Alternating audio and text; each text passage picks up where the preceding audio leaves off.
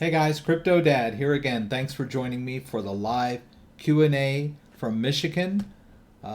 Every Friday night, 8 p.m. Eastern Standard Time.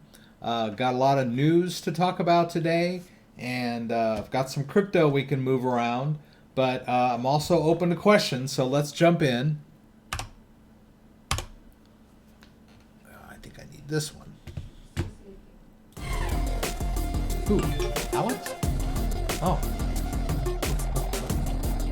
Oh my goodness. All right, guys. Thanks for joining me tonight. We got some big news on Bitcoin price action today. It's been a pretty cool day. Got some other great news stories to talk about. I want to do some demos with Crypto.com and Binance US and anything else that you guys want to talk about. So let's go over to the screen here, and we'll let me first of all see who's here. Let's go back here. Let me get this. Oh boy, haven't popped out my chat window yet. Here, Betty's here. First, I think you're the first one here tonight, Betty. It's starting to get cold here in Michigan. We're expecting snow next week, so my wife's pretty excited. We've got a fire going in the fireplace tonight, so it's not that cold yet. I think it's in the 40s right now. Great Caper, hello. Calgapo, good to see you again. Mr. Percy Clay, welcome. So you all know the big story tonight. Bitcoin went from 74 to around 8.7K, or 8,700, as people in the Midwest like to say. Let's take a look at where it's at. I don't know if this is the jumping off point or not. I would expect, if it's going to go higher, this is probably around the time when the people in Asia start waking up and seeing that Bitcoin is on the rise again. You have to remember too, it's still down from its all-time high of this year, of course, and it's still down from where it was a couple weeks ago, when it was sort of just kind of hovering around 10,000. If you remember, it was hovering around 10,000, and then it took a dive down to the low 80s. Let's see. Yeah, let's try 1 month. You know, it hasn't been that long. So let's see. Maybe it's been longer than a month since it dropped from 10. Okay, so here we were in September, you know, in the 10,000s, kind of going up and down around the 10,000 mark. And then late September, we saw this drop down to 86.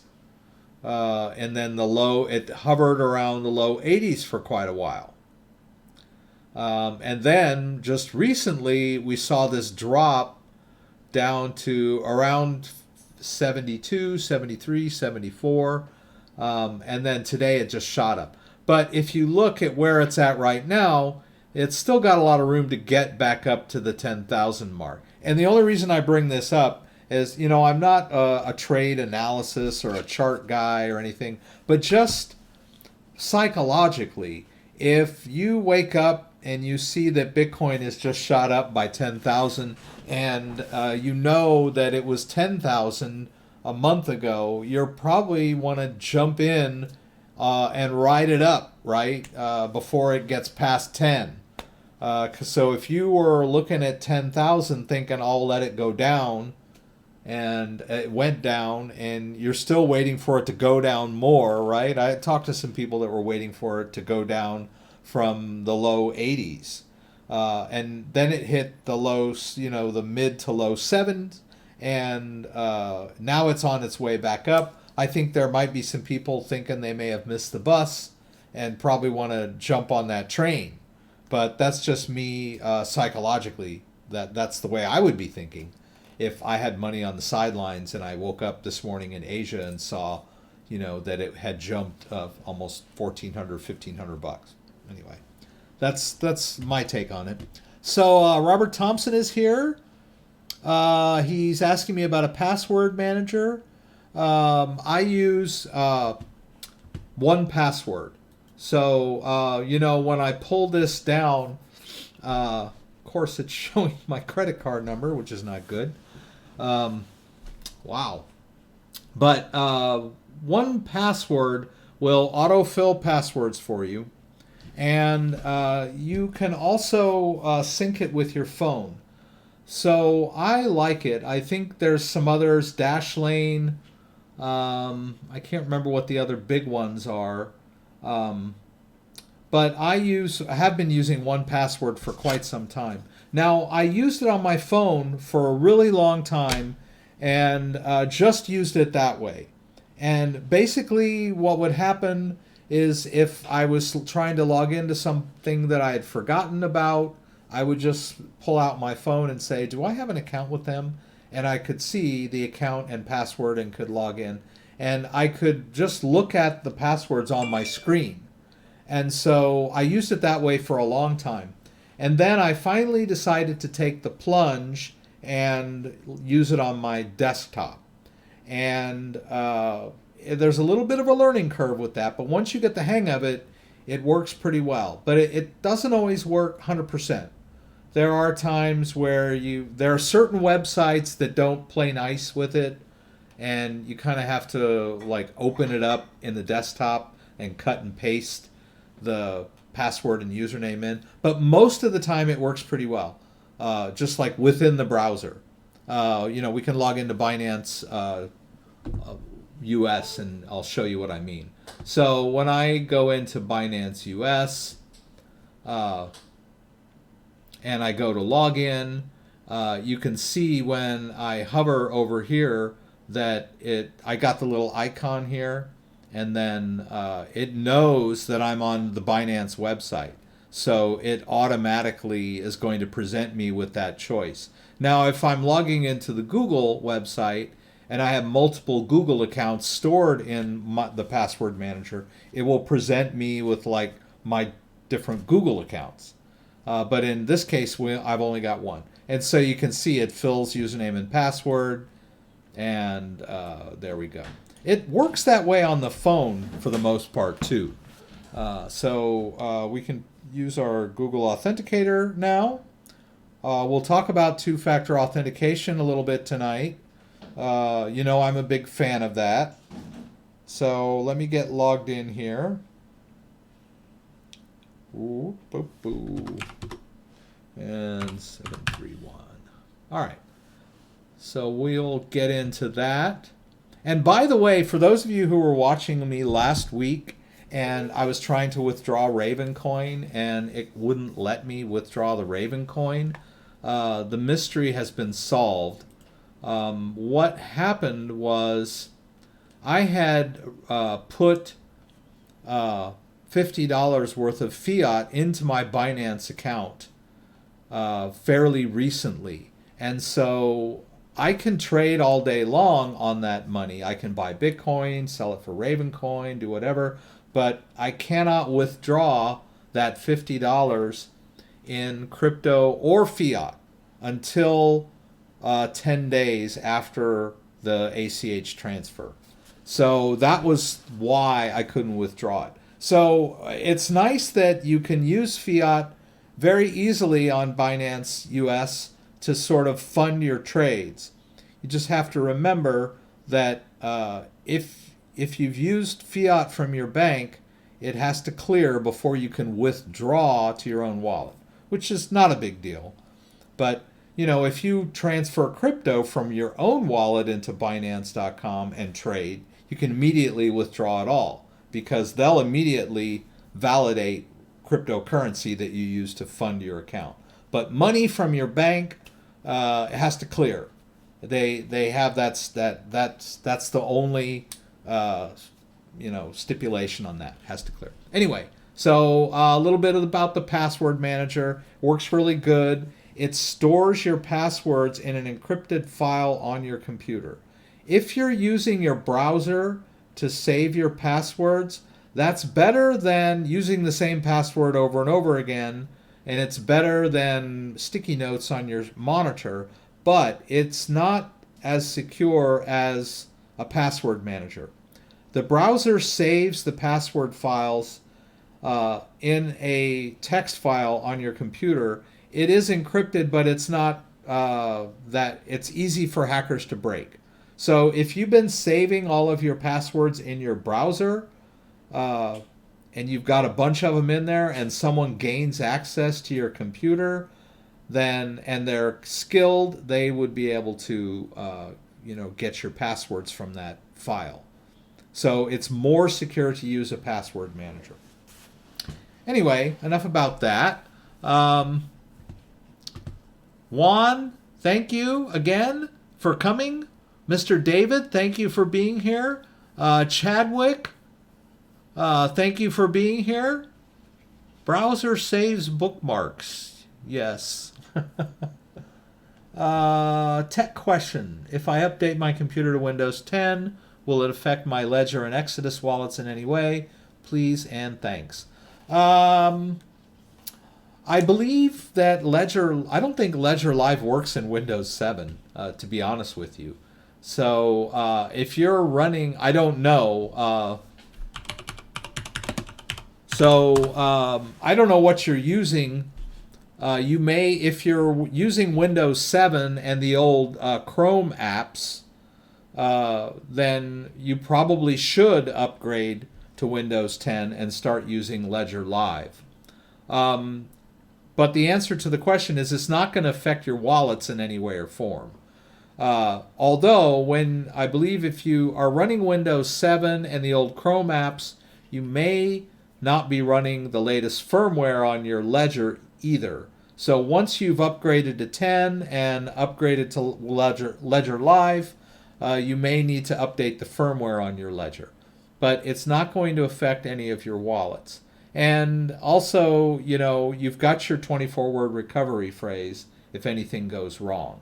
So before you do that OS upgrade, make sure that you've got that 24-word recovery phrase handy. Put your eyes on it. Make sure you know it's around. Nothing worse than having a glitch and then ransacking the house looking for your backup phrase. So that would be my advice on that. But my overall general advice is keep your computer up to date with the latest OS and all the latest security updates, and any software that you're running, keep up to date with all the latest upgrades and security upgrades. In today's day and age, you're much better off experiencing a few glitches and bugs from new software than to be running old, insecure software on your computer. Okay. See my video on Trezor. Do I need to buy Bitcoin then buy Litecoin? Or can I just buy Litecoin? I think I'm mixing up videos with the Ledger X and Vid. Please help. You can use your Ledger or your Trezor to store Litecoin. You don't necessarily need to have Bitcoin on there either. I believe you can install the Litecoin app on a Ledger without installing Bitcoin. But I might be wrong about that. I think you need to have the apps, the Bitcoin and Ethereum app installed in order to install the Litecoin app. But you don't need to store any Bitcoin in order to store Litecoin. I don't know. That's kind of, I know that sounds weird. And then on Trezor, I'm not too sure. I think you might be able to just run Litecoin. If I haven't used that Trezor in so long.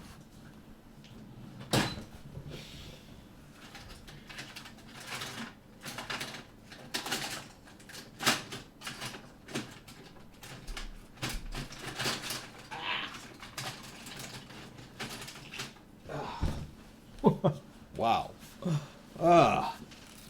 Anyway, maybe we'll hook it up. Let's get through the news, though. There's some great news stories I wanted to cover. I put all the links to the news stories down in the description.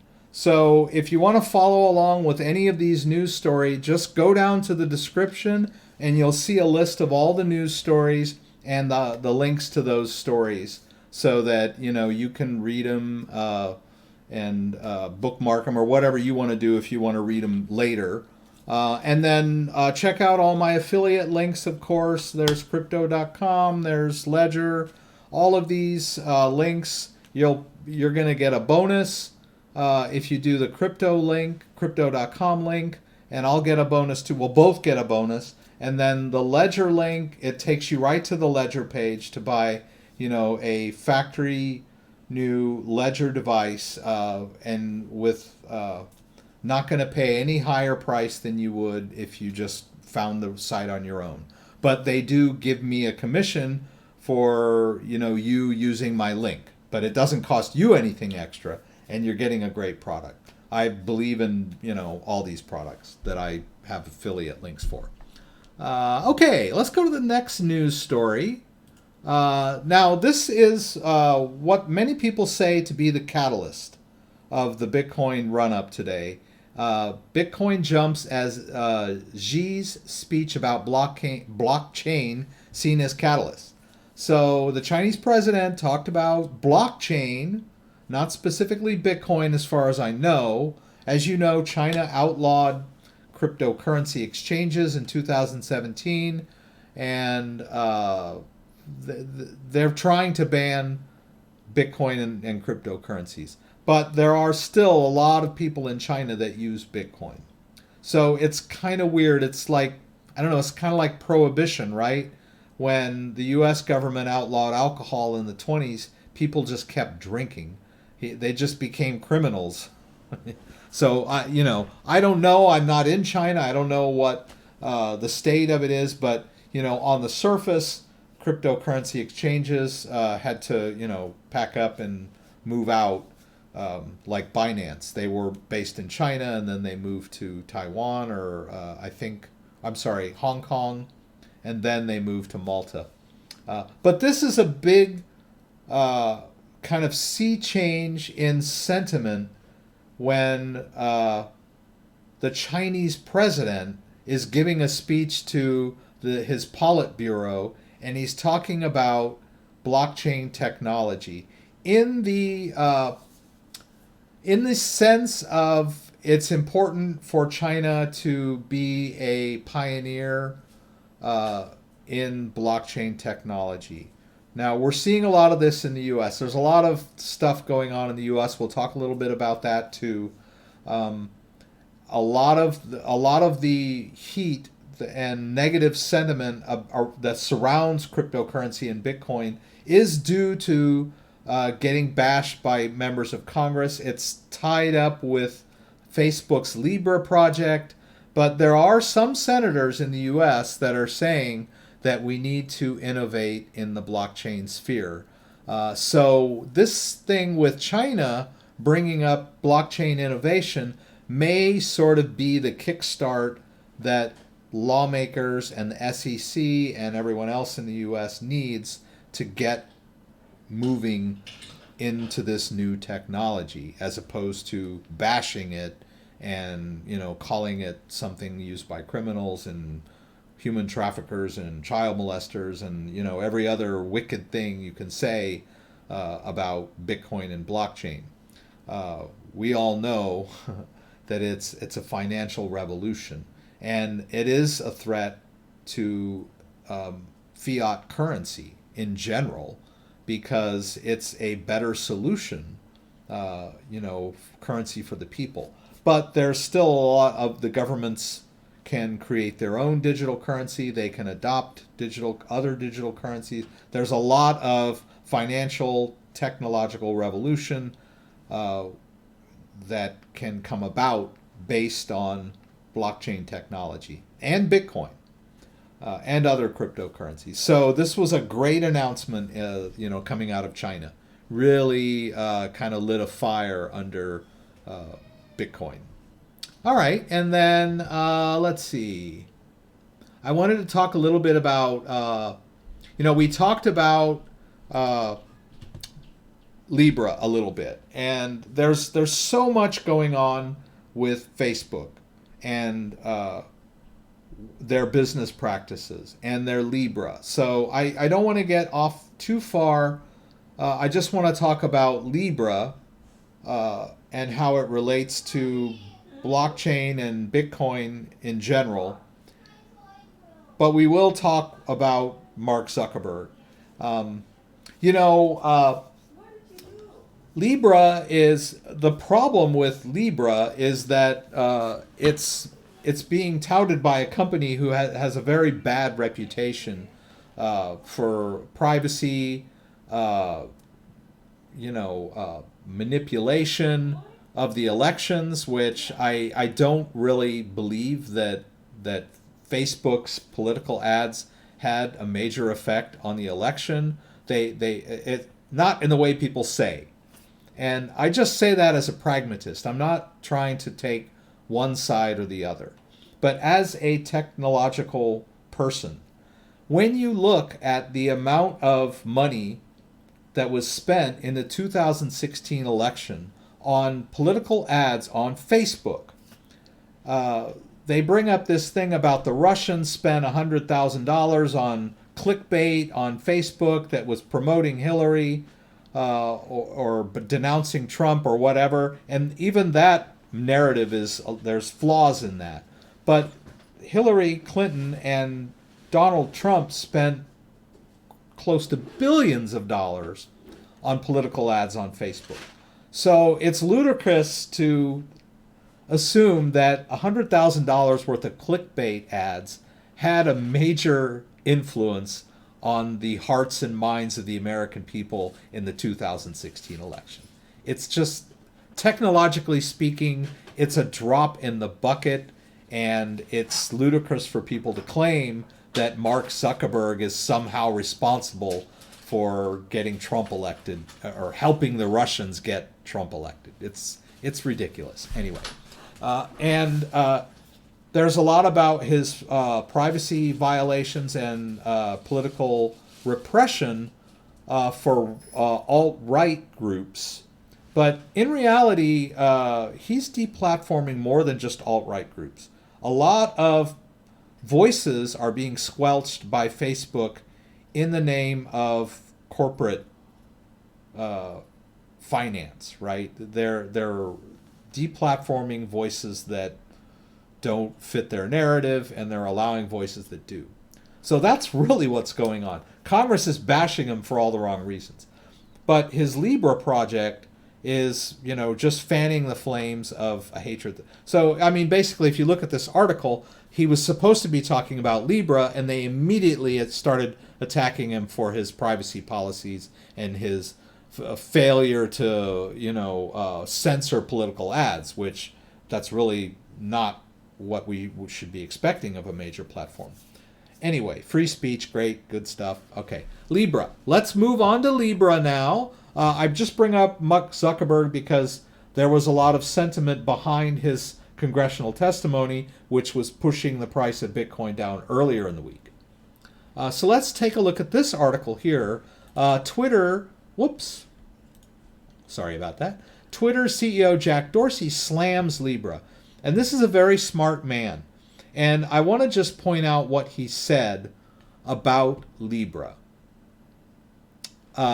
Nothing within Libra had to be a cryptocurrency to do what they wanted to do. They use that label liberally. It's completely incorrect. And that's kind of the crux of the biscuit on our end, crypto enthusiasts. Libra is not a true cryptocurrency. And, we were all happy that when they announced Libra, it gave a boost to Bitcoin back in the, mid 2019, early to mid 2019. We were all happy that, it gave a boost to, the cryptocurrency market as a whole. And then the negative started right away, congressional hearings and that sort of thing. But it really never was a cryptocurrency. It's really not a cryptocurrency. I think that they were planning on maybe using a little bit of blockchain technology. I don't know.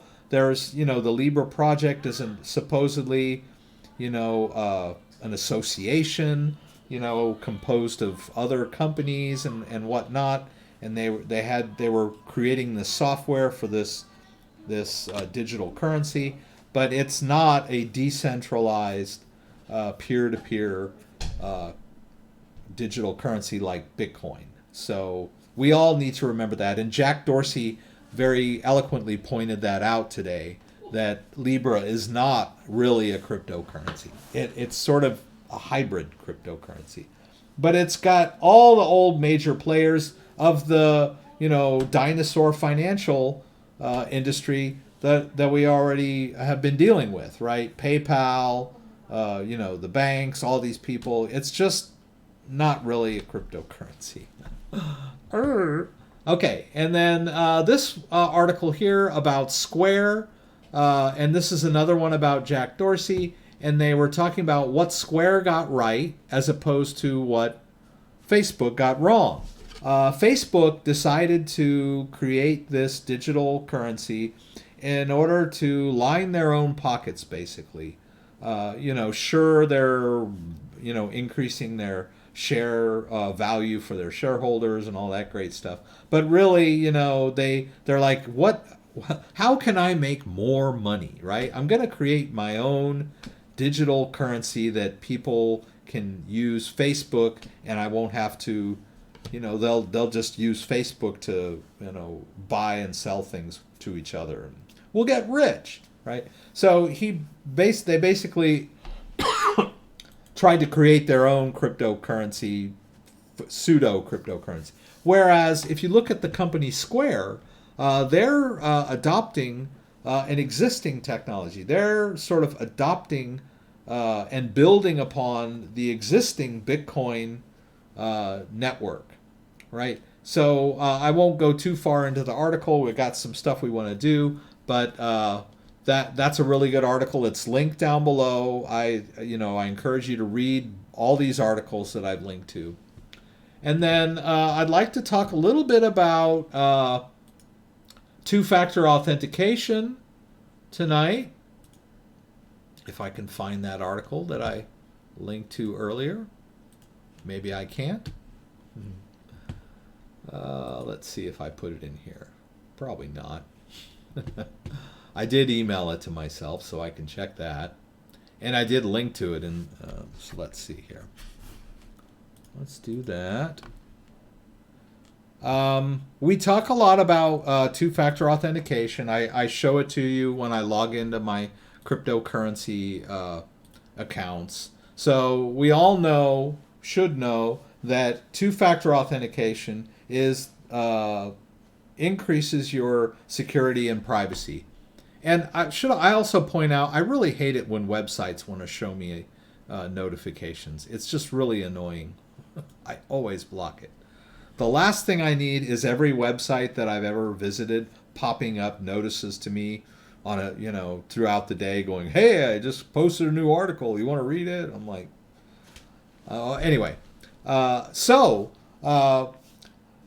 use Google Authenticator, and I have some great videos on Google Authenticator. It's a very secure way to enable two-factor authentication. There are less secure ways, and one of those less secure ways is text-based two-factor authentication.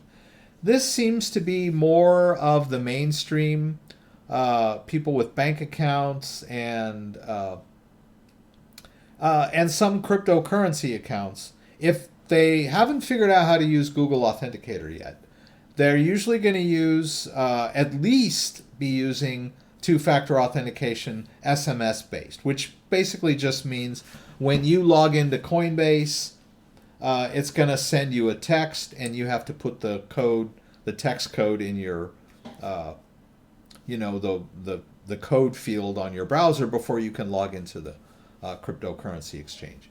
Well, that's not so secure because people can social engineer phone companies to gain access to other people's phone accounts. So basically they would call the phone company and say, hey, I lost my phone. I need you to forward my number to my new phone, or whatever story they use.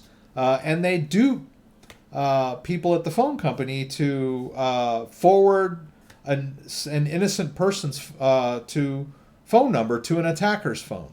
And once the attacker has control of this phone number, then they can breach a lot of their accounts that have two-factor authentication. They can continue wreaking havoc in this person's life. This particular case involves not only the people at AT&T wireless being duped, but being in league with the attackers or the hackers, right? So I don't know exactly how they determined. It explains here what SIM swapping is. All right, so the criminal investigations revealed that a third party, an individual named JD, paid to change the SIM card associated with Mr. Shapiro's AT&T account from the SIM card of Mr. Shapiro's phone to a SIM card in a phone controlled by JD and others. So he actually paid people at AT&T to do this. So this is where it really gets nasty, when you've got people on the inside. And may I just point out that when they talk about, building backdoors into crypto apps, so that, the government or the FBI, they say, oh, we can't have people, communicating over encrypted channels. They could be terrorists or child molesters, so we have to make sure we can see what everyone says.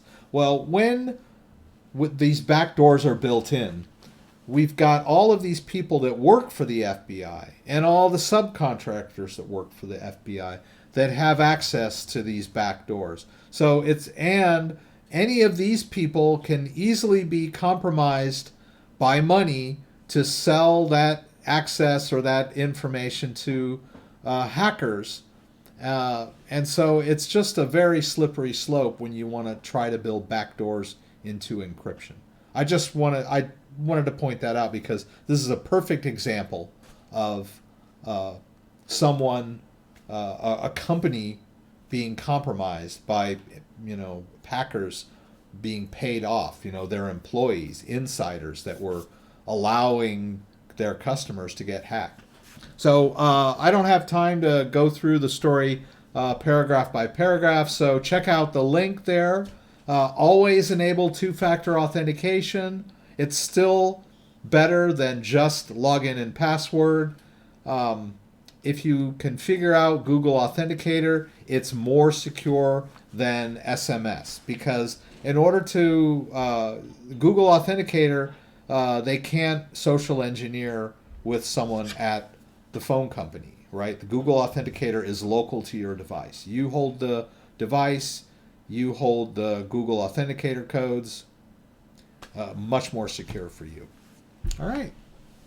All right, guys. So I'm going to show you some stuff on Crypto.com because it's been a crazy day and I want to move some crypto around. And so I'm thinking Crypto.com is going to be a good way to do it. Let me get my phone set up here. I need to turn off auto lock on my phone so it doesn't go to sleep while I'm talking to you guys. And I'm praying. Oh, yes. First try. Isn't that great? All right. So a few things that I want to point out about Crypto.com. If you set up a Crypto.com account and get yourself one of their MCO Visa cards, you can use that MCO Visa card in the real world. And you can store cryptocurrency on Crypto.com. You can trade cryptocurrency on Crypto.com. You can use Crypto.com to top up your card when you want to make a purchase in the real world. So, like on a day like today, you had some crypto and you've seen some gains, and you're saying to yourself, you know what? Why don't I shave off $100 off the top up my card, and go out and have a nice dinner, you know, to celebrate, right? So spend your crypto in the real world. It's pretty cool. And another nice thing about crypto.com, look at all that green. Pretty cool. We could, there's a link down in the description to sign up for crypto.com. We'll both get $50 if you sign up for crypto.com and get the MCO Visa card. Both of us, me and you. And then you can start sending out that link to your friends. And when your friends sign up and get the card, you'll get $50 back. And they'll get $50. Pretty cool. So I got $50 today. And so I just wanted to show you how this works. MCO is the cryptocurrency there at the top. That's their cryptocurrency. Also Crypto Chain, the one right below it. They have two different cryptocurrencies. But the MCO is when you stake your card, and you have to buy 500 MCO. You can buy more than that, but I have a 500 MCO. That 500 MCO, as you can see, is $2,000 around now. So it's like a secured credit card. You plop down $2,000 that you get to use the card. You top up the card with your cryptocurrency, and you get interest on that staked balance over time. So it's kind of a win-win. But notice there, I've got more than 500. I've got 513. That's because I just received a bonus about an hour ago that came in. That was someone else that followed my referral link that signed up for a card. They got $50 extra on their card, and I got a $50 bonus for doing that. Now that I've got it, how do I spend it? So let me show you what I do. When I get that bonus, the first thing I do is I will go, you can do it from MCO too. See, I can say, okay, sell MCO, right? It's going to let me sell. Is it going to let me do that? Yeah, I can sell it for Bitcoin, right? And I can edit the field there. And you see there down below the blue button it says max 13.8. That's the 13.8 over and above the 500. So if you notice there, I have 513 and 8. So I can't sell any of the 5. That's been staked, right? I'll get it at the end of the staking period, but right now it's staked for the card. So let's sell the MCO for Bitcoin, right? And I'm going to edit the field again, hit that max, and hit sell. All right, and then I'll confirm that. And I just converted that MCO bonus to Bitcoin, right? So I just got $50 worth of Bitcoin. Pretty cool, right? And now what we want to do is maybe withdraw some of this cryptocurrency back into our own wallets. So I just kind of wanted to demo that. But first, let me just kind of look at the stream and see what you guys are asking. Yeah, we're talking about two-factor authentication. Somebody brought up Authy. Authy is a great two-factor authentication scheme. It can be backed up to a cloud-based backup server so that if you lose your phone, you can re-establish all of your codes easily. And I wish Google Authenticator did that. The only drawback to Authy is that not every site supports it. Like, it's not supported on Binance. I don't believe it's supported on Binance US. I don't know if Coinbase supports it or not. So it's just not as common as Google Authenticator. But, you know, if you're savvy, just have both of them and use Authy when you can use Authy, right? And over time, more and more sites will start to support Authy. And then on the sites that don't support Authy, I would recommend Google Authenticator rather than SMS. All right. Let's go down here.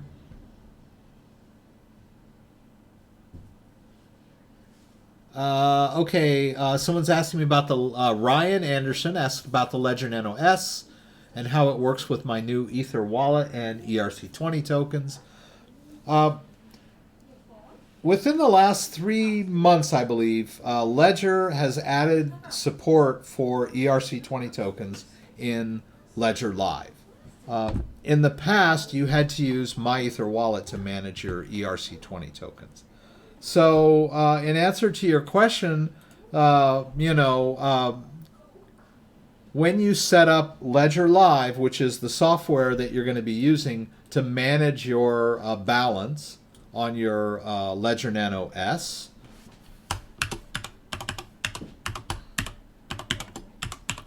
if you're not using the latest version, when you log in, it's going to tell you that it needs to update, right? And it's going to update your Ethereum account. Let's go to accounts here. You see here Ethereum. The Ethereum account has tokens.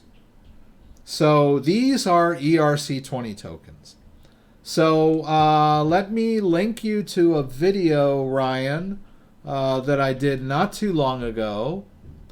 And I wanted to talk about CryptoDad's. Oops, sorry. I wanted to talk about the Brave browser now. When you hover over the tabs, you get these pull downs that are like just totally cool. So this browser just keeps getting better and better as time goes by. I don't know if Edge did that or I don't think Chrome does that. I think that's pretty cool.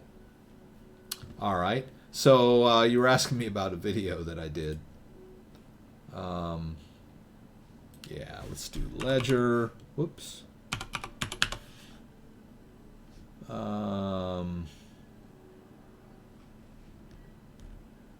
Now this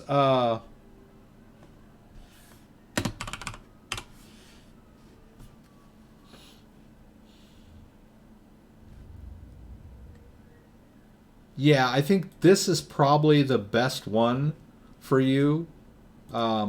Using Ledger Live to send ERC20 BAT tokens to your Ledger Nano device. You can't. I think that's pretty much exactly what you were asking about. Paste. All right. Yeah, check out that video. It's a step-by-step how you manage. We'll actually do some demos on that tonight because I'm going to withdraw some BAT from Crypto.com to my Ledger Live. And so actually, why don't we do that now? That'll be our first demo, right? So I've got my Ledger device connected to my computer, right, with a cable.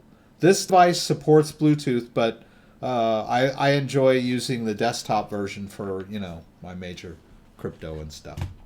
Let's get rid of these. I usually don't have these on when I'm doing my demo. See, you can delete accounts and not delete the wallets, right? You're just taking out the accounts. But you guys are friends of mine. I don't mind you seeing my balance.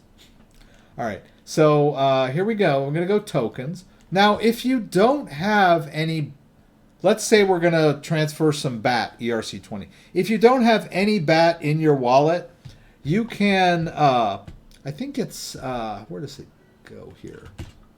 Let me open it this way. Yeah, you can do add token. You can just add token and then tell it, okay, I want to use Holo, right? And then it'll give you a Holo address. But that address is the same as the Ethereum address, right? So if you want to send an ERC20 token to an Ethereum address, you can use the main Ethereum address as well, that receiving address. All right? But we'll do, let's do it right. Let's go into BAT, right? And let's do a receive. And we'll hit continue. Now, I need to be in the app. Let's get this guy going here. Whoops.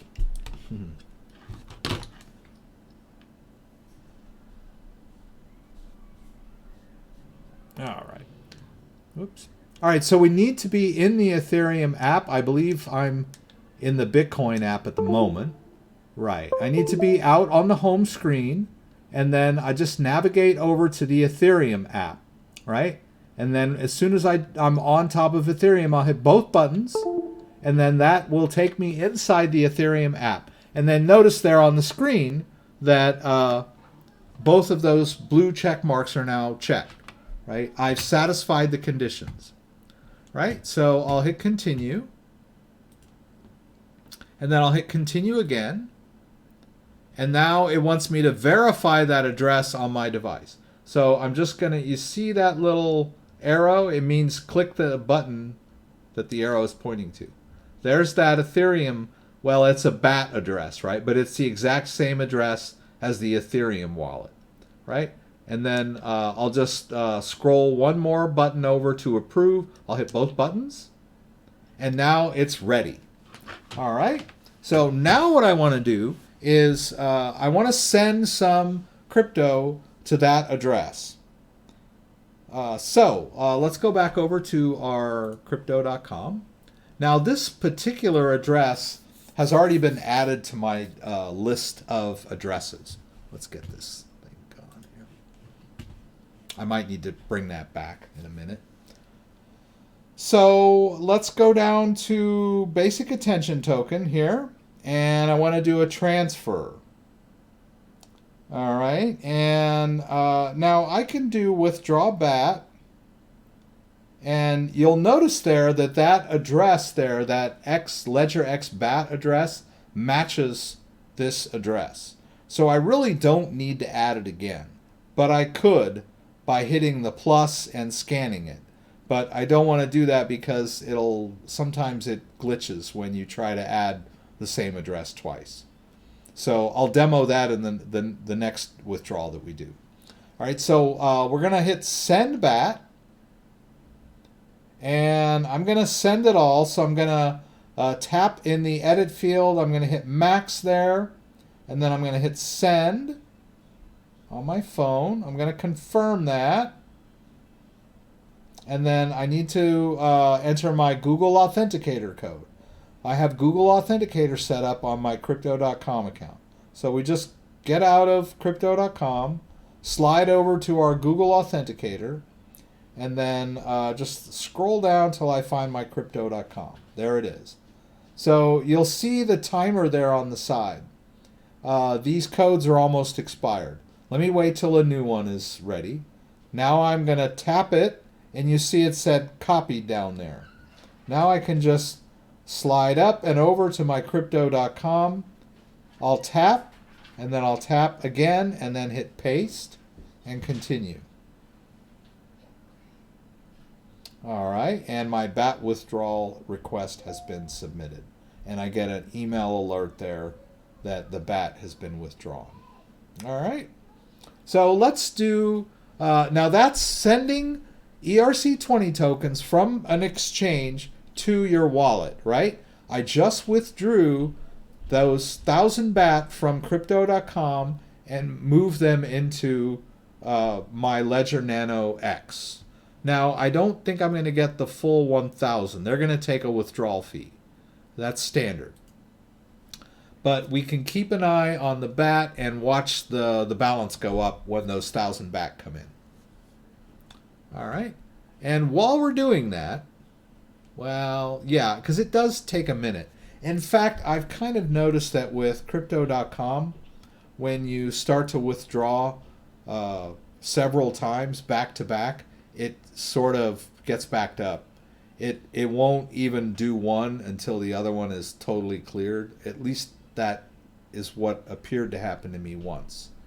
So it took a while, and I was kind of freaking out because I made this transfer and I was saying, why is it taking so long? But I will see the cryptocurrency appear in my own wallet long before Crypto.com sends me an email telling me the withdrawal is complete, right? So on their end, it's still kind of processing. So if I send 2 or 3 withdrawals back to back, especially of the same cryptocurrency, they sort of get, it sort of forms a queue, and it has to wait until they've all been confirmed. Does not mean you're not going to get your crypto. It just means you have to be patient. That's all. All right, so we can do this sync thing. I'm pretty sure it's going to take a while for that BAT to come in. I hear a mouse behind me. Oh, there it is. Okay, so we got the 1,000 BAT. We lost 5. All right, BAT's about 20 cents right now. 25 cents. So it costs us $1.25 to withdraw it. Well, I can live with that. You're always going to get fees on cryptocurrency exchanges. A lot of them are going to give you free fees for trading. But then when you transfer, that's when they kind of get you. So keep an eye on those transfer fees and do what makes yourself feel comfortable.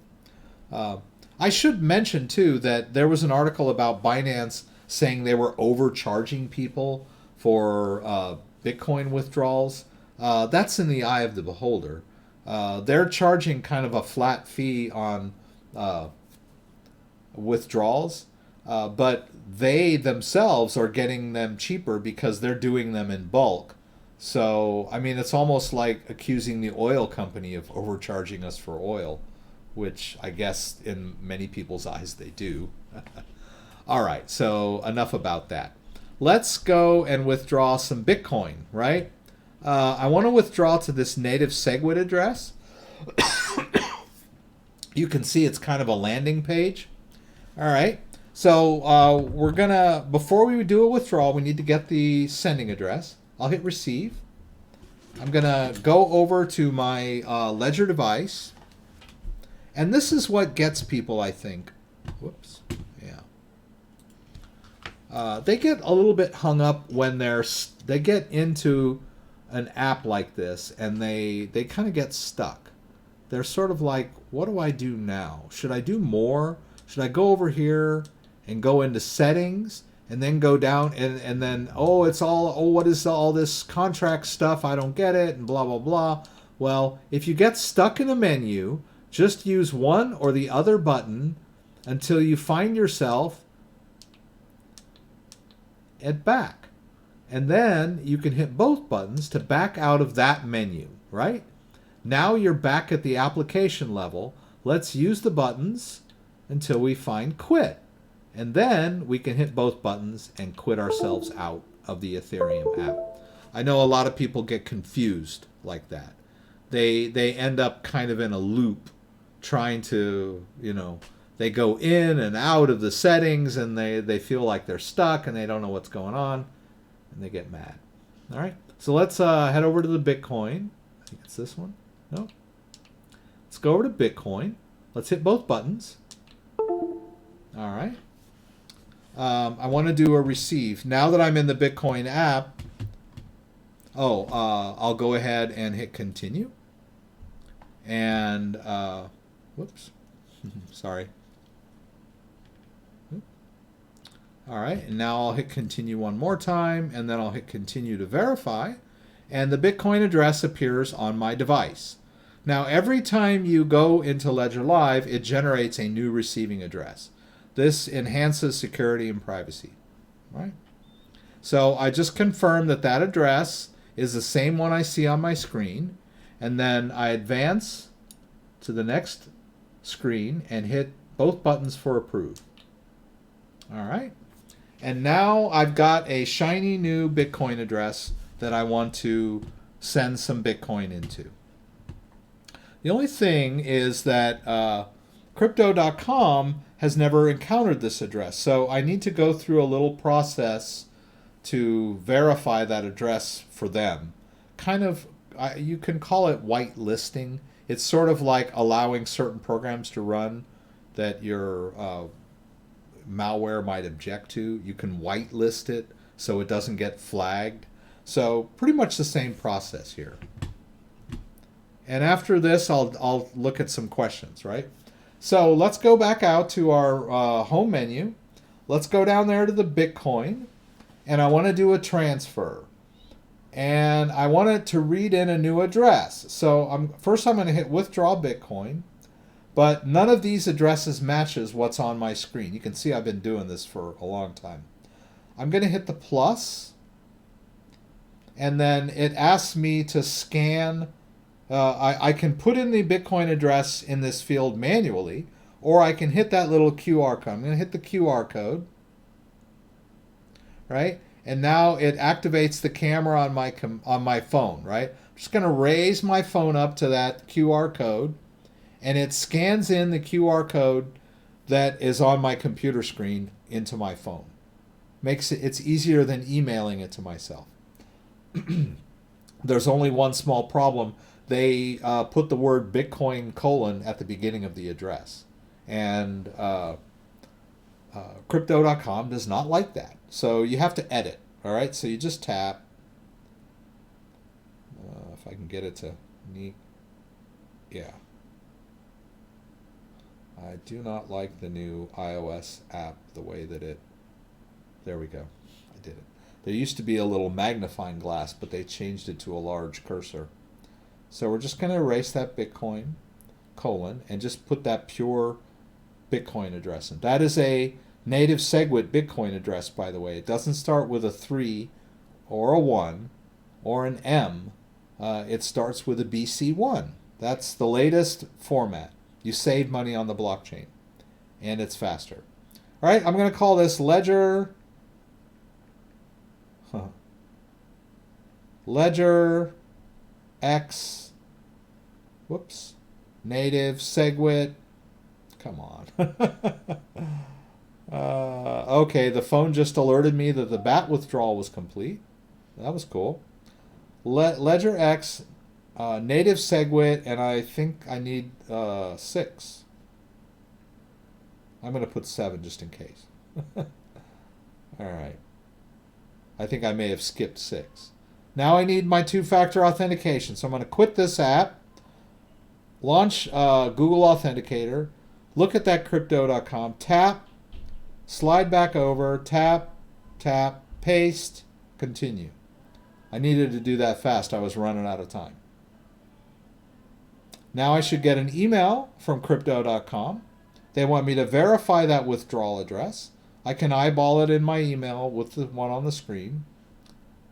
And then I'll launch my browser and it should relaunch Crypto.com. And that's what we want to see. Oh no, I was at 7. Good.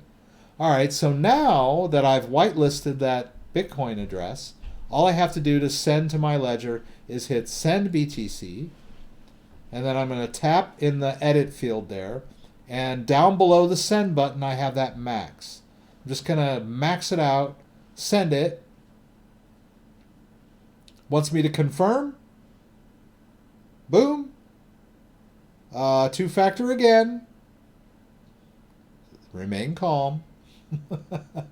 Go back. Okay, I'm going to let this one expire because we're almost expired. About 10, 15 seconds. All right, so I'm going to tap it, copy it into my clipboard, slide back over to Crypto.com, tap in the edit field, tap again, and hit paste. Now I'll hit continue. There. My BTC withdrawal request has been submitted. All right, and I get a confirmation email from them. Tap anywhere to continue. My BTC goes to 0, and we can watch the Bitcoin wallet. Keep an eye on that. And it'll tell us when some Bitcoin arrives. All right. Whoops. Sorry about that, guys. Let's keep it here so you guys can keep an eye on the Bitcoin coming in. Okay. I wish you guys could use Binance US in Texas. Libra coin is its own entity. It is not associated with the Bitcoin blockchain. They have their own consortium of software developers that are going to work on this digital currency. But it's sort of tied, if it's going to be a stable coin, it's going to be tied to fiat currencies like the dollar and the euro, and it will take it will sort of like Tether. But like I said, it is not really a real cryptocurrency. It's kind of it's sort of like a virtual dollar, right? It sort of holds the value. One Libra is going to be close to $1 in real terms. If you're on Facebook and you want to buy a plant from somebody down the street, and they're asking you to send them $10, or they think it's worth $10, they'll probably say 10 lira, right? So it'll be a stable, as stable as the US dollar is. But not a real cryptocurrency. Okay, Ryan is adding his ledgers up to date. He had problems with the new My Ether wallet. While it seemed to recognize my Nano on the old My Ether wallet, like nothing transferred over, and it gave me a new address. I'm hearing some people say stuff about My Ether wallet, and it shouldn't be giving you a new address. You might have gotten confused and created a brand new wallet by accident, when what you really wanted to do was access your Ledger wallet, right? So My Ether wallet really isn't going to change much if you upgrade to Windows 10. So if we go to My Ether wallet,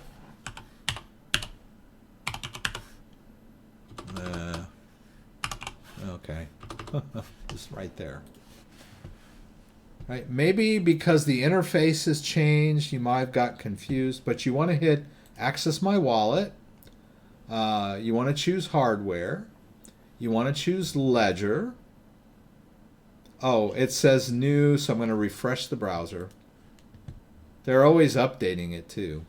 Let me go back. Let me refresh the browser. There we go. I guess I've upgraded it now. Oops. Let's refresh their web page.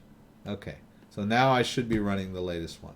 I'm going to hit Access My Wallet, hit Hardware, make sure I choose Ledger, and now that I've selected Ledger, I'm going to hit Choose Hardware.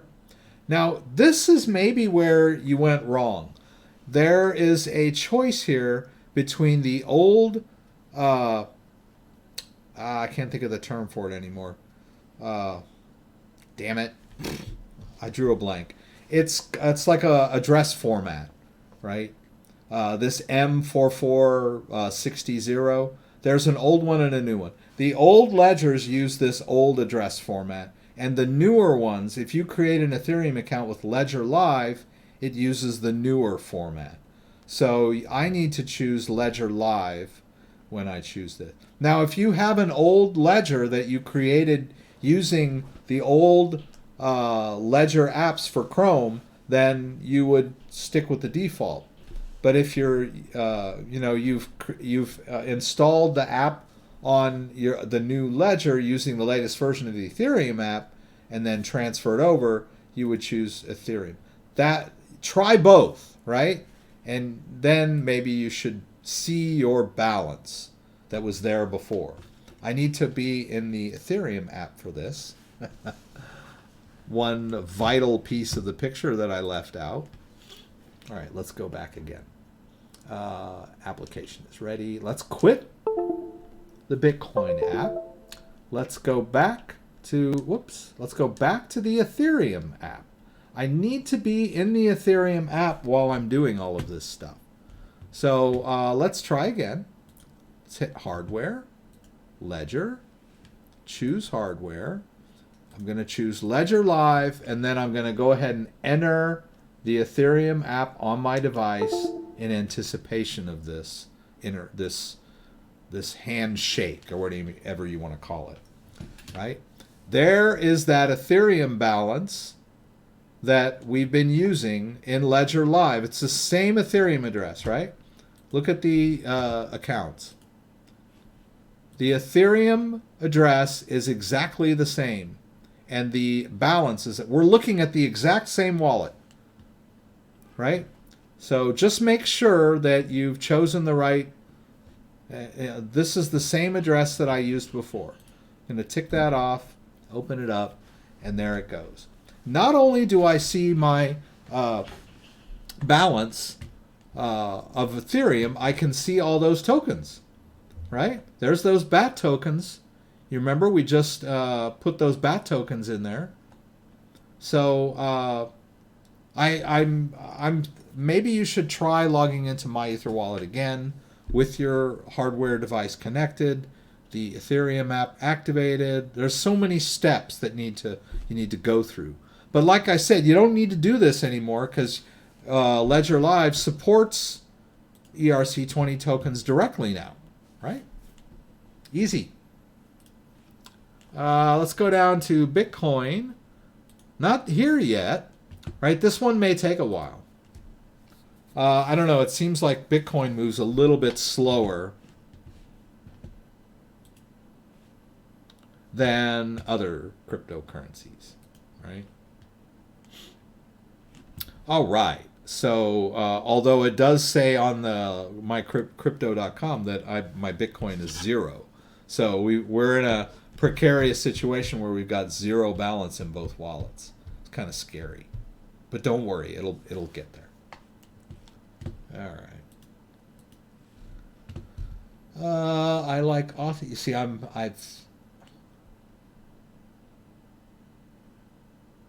okay. I would never buy it. It's free like Mimble Wimble coin. I'll take it, never buy it. Okay. Crazy Friday action. BTC running. Hex is a scam. Okay. Have you looked into Hex? They're giving away 10,000 Hex for every one BTC. Okay.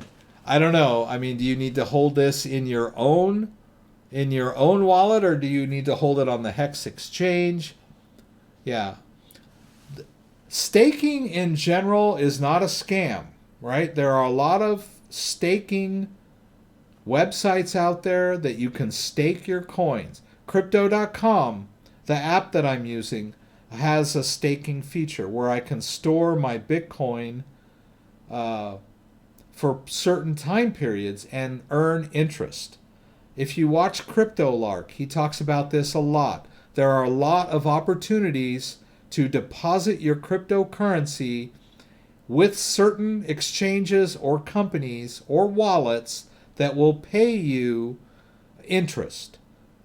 Sometimes they'll pay you in airdrops of some new coin, like Hex. I would prefer that they pay me in dollars or Bitcoin or whatever.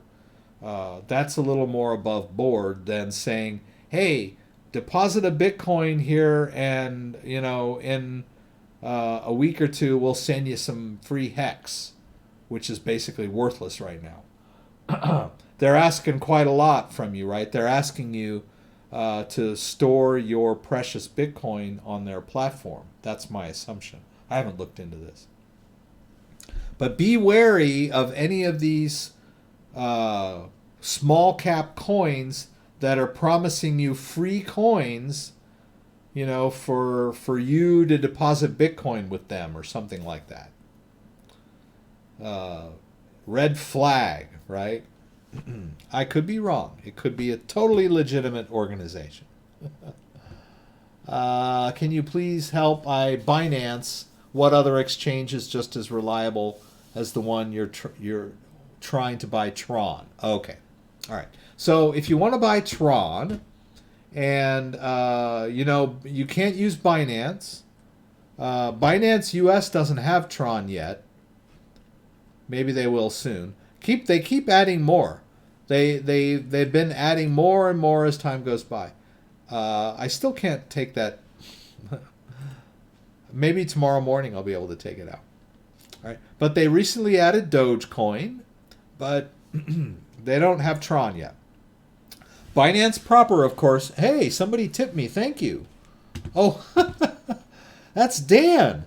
Thank you, Dan. It's good to get a tip from you. I appreciate that. Dan and I were doing a little one-on-one earlier today.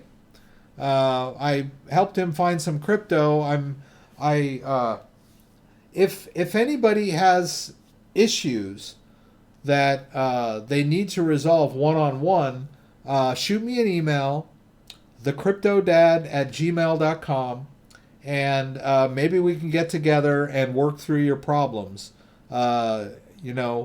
I've done a lot of tech support over many years with computers, and I'm pretty good at staying calm in tough situations. And when we're dealing with money, it's easy to get flustered.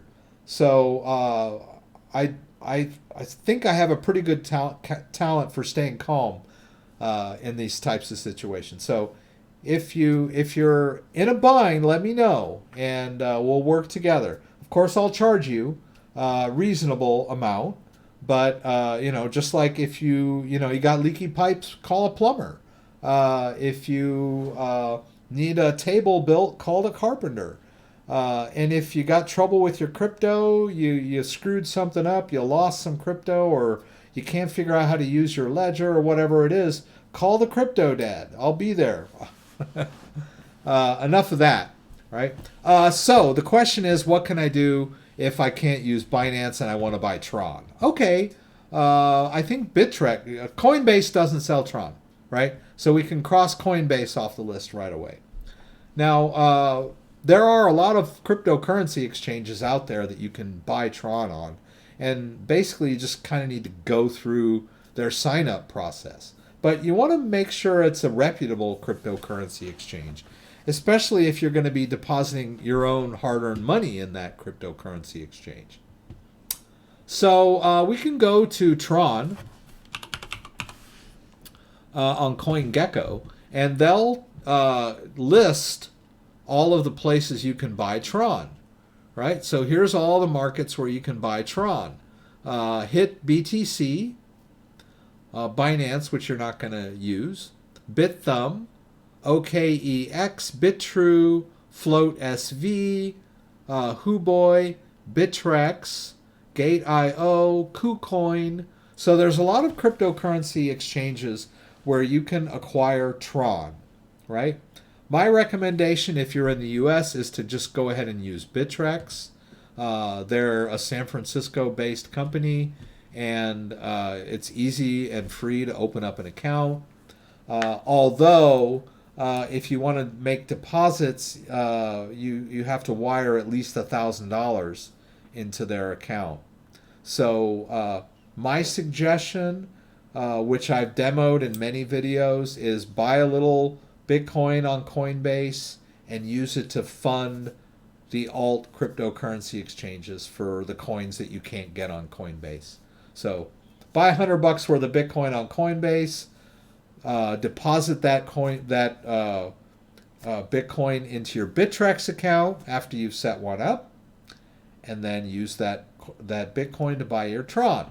And then after you've bought your Tron, you can leave it on Bittrex and wait for it to rise and reap the profits, or you can store that Tron in your own wallet. And we've worked with Tron a little bit in the past.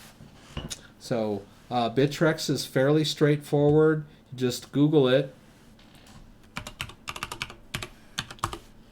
right?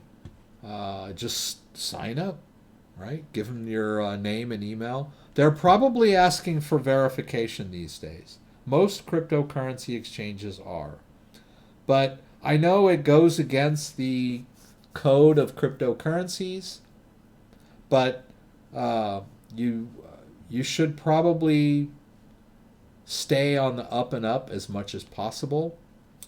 So, buy your Bitcoin from a reputable place. The KYC will verify your identity. When it's tax time, they have ways to download your transaction history so that you can do your taxes properly. So you're much better off just, living with the system. You'll still be, you can still join the crypto revolution by acquiring cryptocurrencies, storing them in your own wallet, but at least you've got that, and you might want to spend that cryptocurrency in the future, but at least you've covered all your bases when you bought it, right? You identified yourself, you kept track of all your transactions, and you reported your gains and losses to the IRS, and then you're good to go, right? And you could hold on to that crypto for 3 or 4 years or whatever. When you swap the Bitcoin for Tron, you probably created a taxable, you will create a taxable event, and but if you just bought and sold on the same day, there's probably not a big gain or loss on that. So just be true to yourself, be true to Uncle Sam, and jump through the hoops that modern society is asking of us, right? The Wild West days of the cryptocurrency exchange are coming to a close, right? But it's not too late to get on the Bitcoin party. Scott Lee is here. Hello, Scott. Oh, thank you, Nurse Daniel. Thank you. I appreciate the tip and the words of encouragement.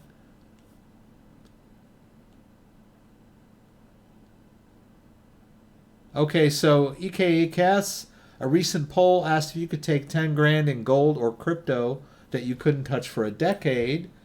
50% of 64,185 voters chose Bitcoin, and 41% voted for gold. EKS says he would choose gold over Bitcoin. 10 years is a long time.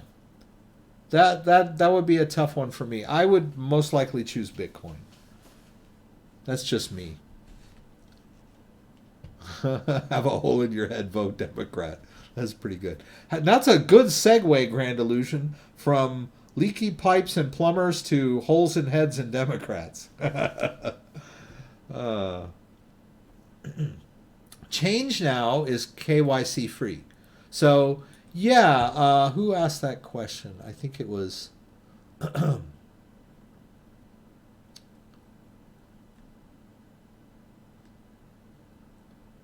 Potential X was asking about. Potential X, you might want to check a non-KYC cryptocurrency exchange if you want to stay true to the philosophy of, decentralized currency. Anonymous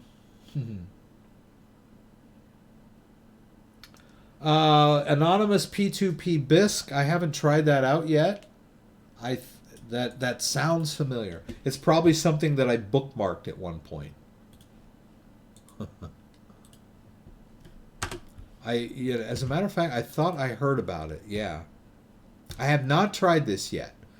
Let's see if I've, under new technology, if I've bookmarked it. I don't see it. It sounds so familiar. I think we've talked about it on the live stream before. But let's go ahead and bookmark that puppy. Under new, well, maybe even under, yeah, it's an exchange, so I'll put it under crypto exchanges. Let's see if I ever put it under crypto exchanges. Doesn't, oh yes, there it is. See, I did bookmark it before. I knew, you can see I just go crazy with so many new things out there. Okay, so here we are. We're looking at Bisque.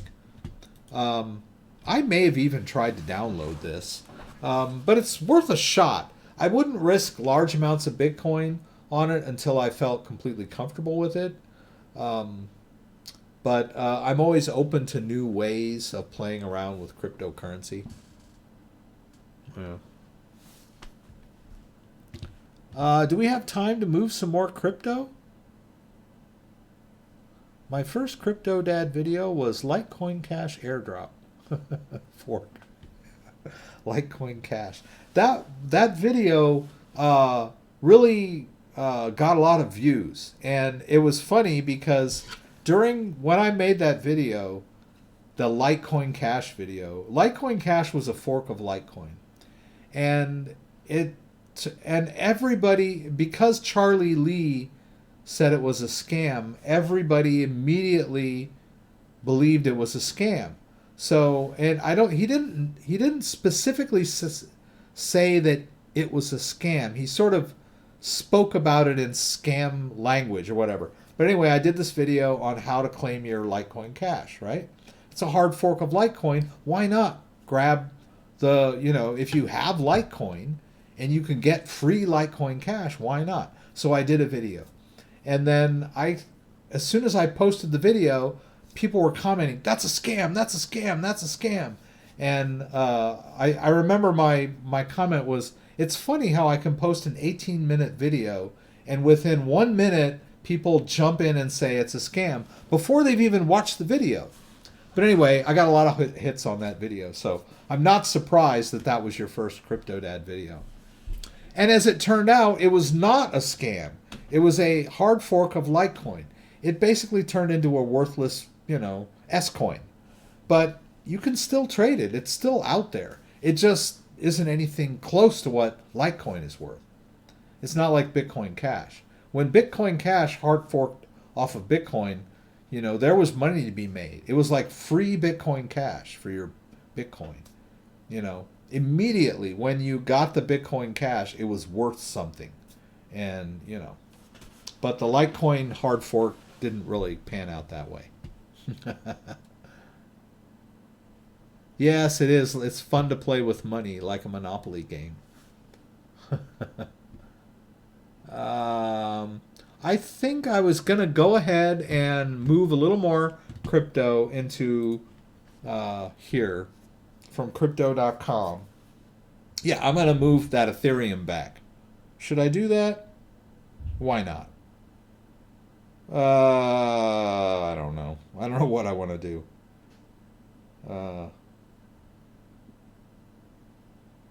I don't know. Are there any requests? Oh, well, we've already talked about Binance.com. You remember last week when I was trying to withdraw, it was because I hadn't waited long enough for my $50 deposit. So as you can see here, I've got my Bitcoin now is worth $64. So I could withdraw, like $14 worth of Bitcoin. As long as I keep $50 worth of something in the account, they don't mind, right? Which is kind of funny, I could use $50 to buy Bitcoin, and then if Bitcoin doubled the next day and was worth $100, they would let me withdraw that $50 profit. They just wouldn't let me withdraw my original $50 until the bank clearing. So, this is what's wrong with the banking system, right? So if you want to get more into the philosophy of Bitcoin versus the banking system, I could talk about that, but you really want to check out Crypto Lark. He really covers that subject very well. I think I've got up in the corner there. Up in the corner there, if you click the info button, there's a link to the CryptoDad's site. I'm sorry, the Crypto Lark site, and you should check him out. My vet is in VForge. Should I leave it? Well, I think I have VForge on here somewhere. Oh, VForge is a website, right? VeForge, right? Yeah. So VeForge Vault is a web-based wallet for VE chain tokens, right? And if you created it using this wallet, then you could just leave it in there. It is basically your own wallet, because I think if you create a standalone wallet, you'll get a key. I don't know. I guess you can't. Now, if you are syncing to your ledger, then it's safe on your ledger, really. You could always access it somewhere else. I think someone told me that this website was down. So let's check our balance, right? Let's go. First we'll exit the Ethereum app. And then let's go over to VE chain. If I can find it here. Finance. It may not even be on here. It doesn't look like it is. All right. So it's a good lesson, right? I had VE chain on here, and all of a sudden I realized that the app's not on there. I've not deleted the wallet. All I need to do is reinstall in Ledger Manager. Right, we'll go to, it should ask us, it asked me to allow Ledger Manager. Let's hit both buttons. Let's go into the manager. Oops. And my cord is getting in the way. Let's do VE chain. Now I'm hoping that it was on this device. I'm pretty sure it was. I've got several of these ledgers, so sometimes I get the wrong device. So we might have an epic fail here. All right, so VE chain. Now it's not supported in Ledger Live, so I can go back out here to accounts. Okay. I just got an email from GateHub. I used that site back in 2017 to buy some XRP. All right, there's that V, right? There, VE chain. So I'm going to hit both buttons. All right, now that I'm in VE chain, we'll go back over here to the VForge. I'm going to use the Ledger option. And then let me hold up my device here so you can see what's going on the screen. I'm going to hit Launch Wallet. All right. And you can see there's a balance in there. So, whoops. Let me just get that out of the way. So I had a ledger. I had some VE chain on there a while back. Kind of forgot about it. A couple of Fridays ago, you saw me delete all my apps. I was trying to reinstall something, and I needed to delete all my apps, but I hadn't reinstalled VeChain. In essence, I had deleted the VE chain private key off this ledger. But because the ledger is a deterministic device, when you regenerate a new VE chain wallet, it will always create the exact same wallet every time based on the master private key on this device, right? Each device has a unique master private key. So I can delete the app, which deletes the private key of the VE Forge or the VE chain cryptocurrency.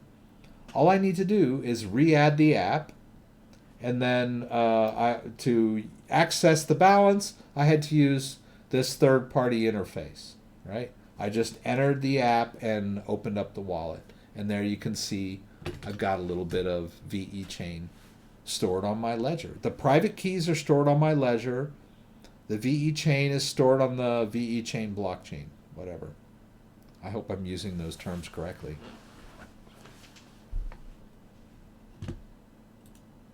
So the question was, should I keep it in there? I don't see why not, unless you have uncontrollable desire to sell what you've got, take a profit or whatever you want to do. That might be, that's a decision only you can make. But it's safe, right?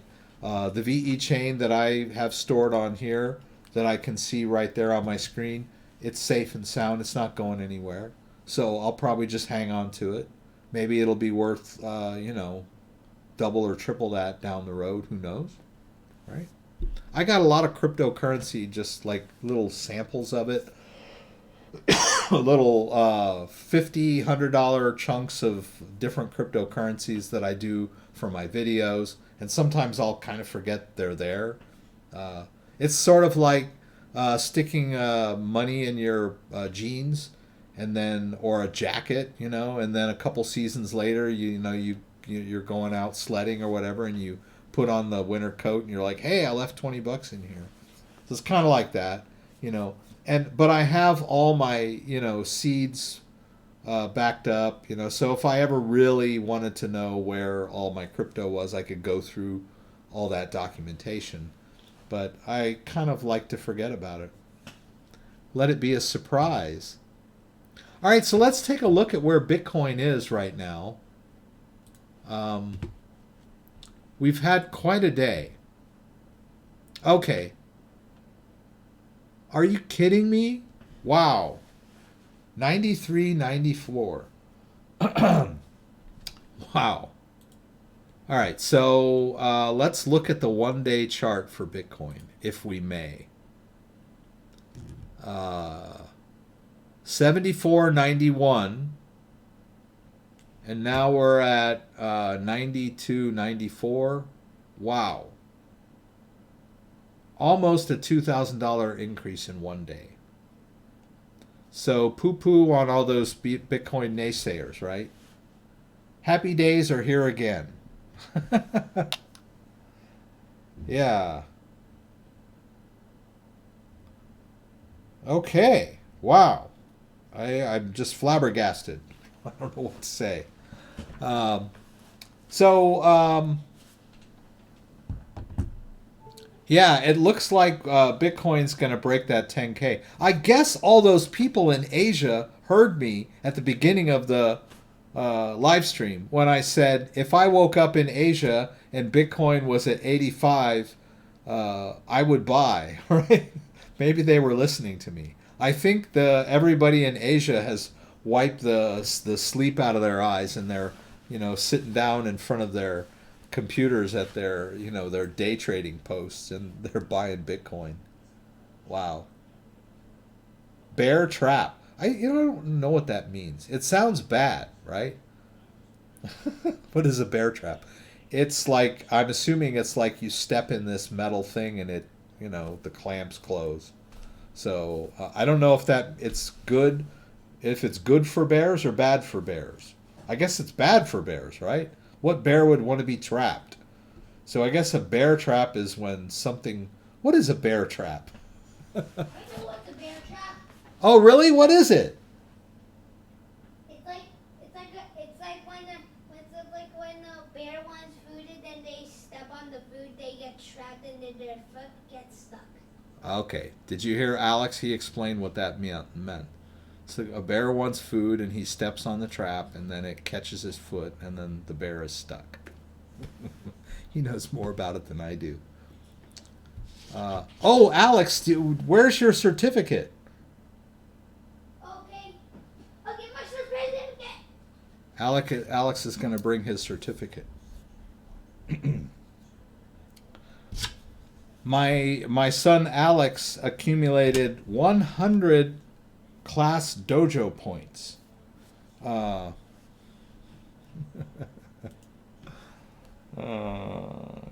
dojo. Where is that thing?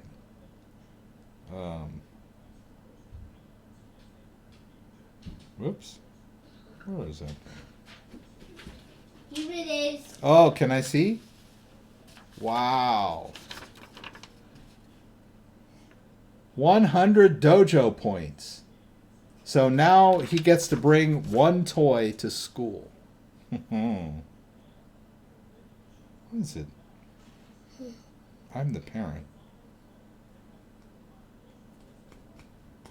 I can't get to the things.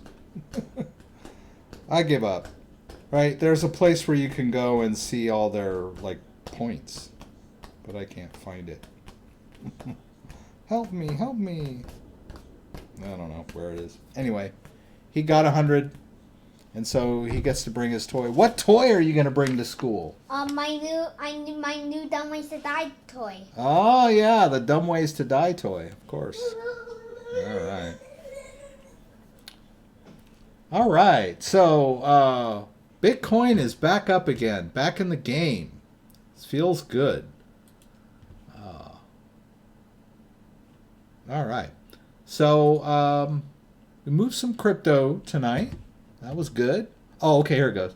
A bear trap is when it goes down to 74 and bears short. Then it shoots back up to 9K and shorts are squeezed. Okay, I get it now. Yeah, it makes sense. Got it. Yeah, and as you guys can tell, I mean, just looking at my wallet, I tend to offload my Bitcoin into my own wallet at every opportunity. I'll hold and trade other cryptos, but the Bitcoin I tend to sort of hang on to, right? That's my philosophy. Cloud Token Wallet. Let's take a look at that before it gets too late.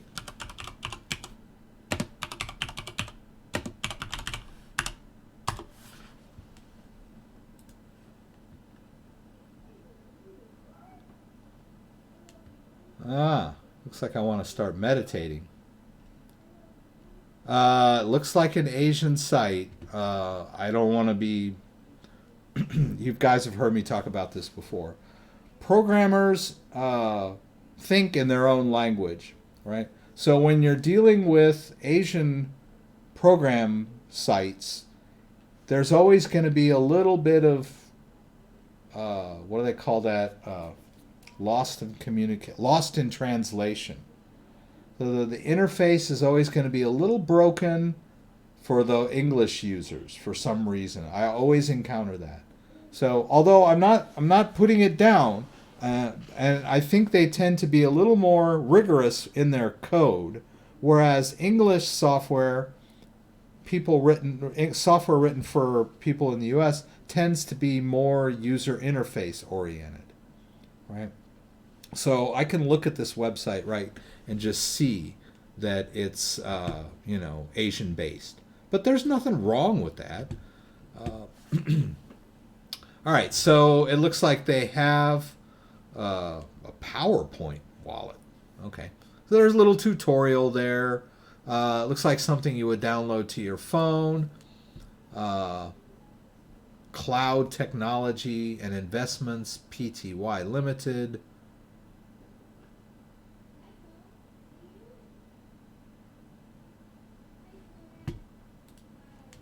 I don't know. I'd have to play with it.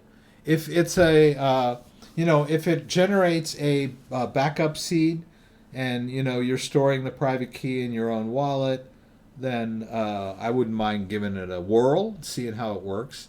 But this is the first time I've encountered it.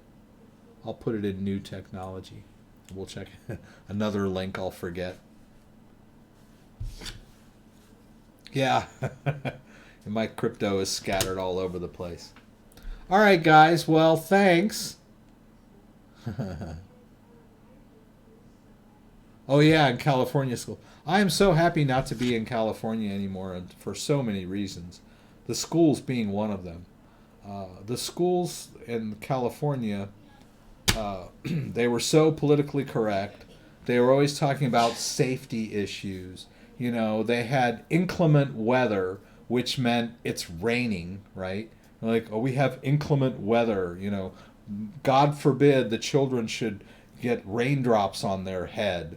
So, they'd keep them inside, if it was too hot, or too cold or whatever. So here in Michigan, it's like, if it's raining, it's raining, If it's snowing, it's snowing. The kids still go have recess and have fun, and, there's no big iron fence around our school, it's like the school that I remember when I was a kid. Yeah. Anyway, thanks, guys. I'm going to sign off for tonight. Kudos to everybody that was holding Bitcoin. Celebrate, enjoy life. And I'll see you guys again next week. Watch my videos if you're a subscriber to my channel, for any insights that you might need. Check out my videos. You might learn something you didn't know before. If there's a subject that you're interested in, just Google it and then put CryptoDad at the end, right? So you're like, Ethereum wallet, CryptoDad, right? So, or like, for example, Google Authenticator CryptoDad, right? Just Google the heck out of that stuff, right? You can find any video that you might be interested in that I've done on a particular subject. Ethereum CryptoDad, right? You're going to catch, that's a really old video. My God, that's an old video. I have to say... I don't understand. Yeah. Hey Siri, I'm encrypted. Hey, stop. I was watching my most watched video last night, and it was painful for me to watch it. It was such a poorly done video. I can't believe it's my most watched video. We're so critical of ourselves, right? Anyway, guys, check out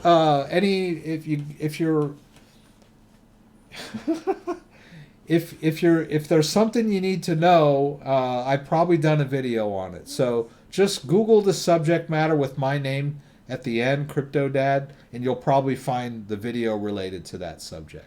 Right. I get a lot of people asking me questions about, hey, have you ever done a video on this? That's an easy way to find it. All right. So don't forget, I have this live stream every Friday, 8 p.m. Eastern Standard Time. Please join me again for Live from Michigan. And throw out questions, and I'll do my best to get them answered. We'll talk about the news and move some crypto around. If you like this video, give me a thumbs up. If you'd like to subscribe to my channel, I would appreciate it. When you subscribe, there's a little bell that you can click that will allow you to be alerted whenever I post new content. Once again, thanks for joining me, and hope to see you again soon.